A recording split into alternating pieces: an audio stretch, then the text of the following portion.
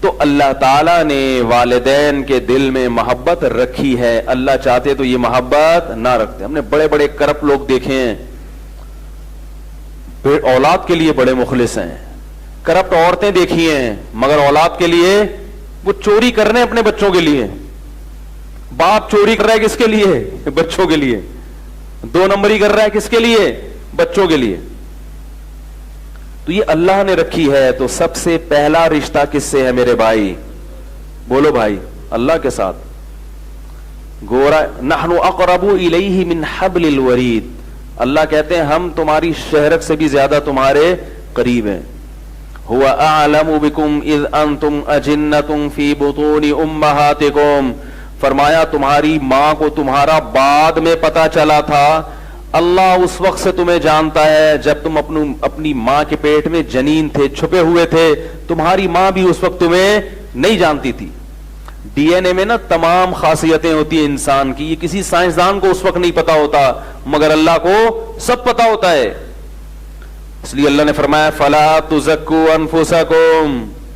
فلا تزکوا انفسکم کا جو آج کی زبان میں با محاورہ ترجمہ ہوگا وہ یہ کہ فنٹر بننے کی کوشش. اب جس کا لفظی ترجمہ ہوگا اپنا تزکیہ مت کیا کرو, یعنی اپنے آپ کو مزکا مت سمجھو, زیادہ نیک مت سمجھو. ہمیں پتا ہے کون کتنے پانی میں ہے. اصل ترجمہ یہ, اپنے آپ کو نیک قرار مت دو. صحیح ترجمہ یہ ہوگا کہ زیادہ نیک قرار لوگوں کے سامنے گن مت گاؤ کہ میں بہت نیک ہوں, کیونکہ ہمیں پتا ہے کہ کون کتنے. اس وقت سے جانتے جب تم ماں کے پیٹ میں بن رہے تھے. تو آج کی زبان میں ترجمہ کیا ہوگا؟ اپنے آپ کو زیادہ فنٹر بولو بھائی مت سمجھو. سب پتا ہے کون کتنے پانی میں ہے, سب پتا ہے. تواضع پیدا کرو, تواضع, تکبر مت کرو. اللہ کو سب معلوم ہے کون کتنے پانی میں ہے. اگر اچھے ہوگے تو اجر دے دے گا. شو بازی اللہ کو پسند نہیں ہے. تو اللہ کا رشتہ سب سے زیادہ مخلوق کے قریب. اس نے بنایا ہمیں, اور قرآن نے پوری کائنات کے بارے میں بتایا کہ اس کو میں نے بنایا فرشتوں کے ذریعے.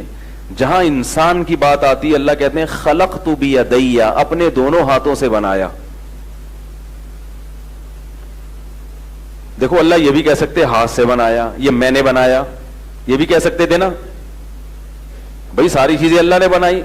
لیکن اللہ انسان سے محبت ثابت کرنے کے لیے کیا بتاتے ہیں؟ میں نے ہاتھ سے بنایا.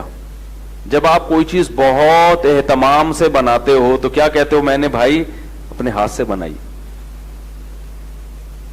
آپ بازار سے کوئی کھلونا لے کر آئیں, توڑ دیں, بچے کو غم نہیں ہوگا.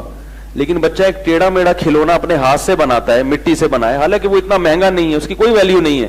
اسے توڑیں گے بچے کو تکلیف زیادہ ہو. آج کل تو بچوں نے کھلونے بنانے بھی چھوڑ دیے. ہم تو مٹی کے پتہ نہیں کیا کیا چیزیں بناتے تھے, پھر بارشوں میں ایک دوسرے کو چپیڑتے بھی تھے, ٹھیک ہے نا, مارم پیٹی کھیلتے تھے. بچوں کے کھیل لیڈیز والے ہو گئے. مارم پیٹی کھیلے کبھی؟ گیند لے کے نا پٹاخ پٹاخ کر کے مارو, جس کے لگ گئی وہ چیختا ہوا گھر بھاگتا تھا, جو بچ گیا وہ خوش ہوتا تھا. آج کل جو بچے کھیل کھیل رہے ہیں وہ کیا ہے یار, پتہ نہیں کیا کھیل رہے ہیں. وہ عجیب عجیب سے ویڈیو گیم پہ بیٹھے ہوتے ہیں سارا دن. تو خیر, تو بچہ اپنے ہاتھ سے کوئی چیز بنائے, اسے توڑیں گے تکلیف زیادہ ہوگی. بازار کی اچھی مہنگی خریدی ہوئی چیز کو توڑو گے تکلیف نہیں ہوگی.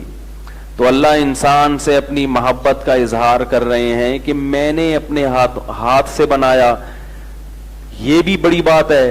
پھر اللہ یہ بھی کہہ سکتے تھے میں نے ہاتھوں سے بنایا, ہاتھ کے بجائے, لیکن یہ بھی نہیں کہا کہ اپنے ہاتھوں سے بنایا. بی ایدی, نا نا نا, بی یدیا, دونوں ہاتھوں سے بنایا.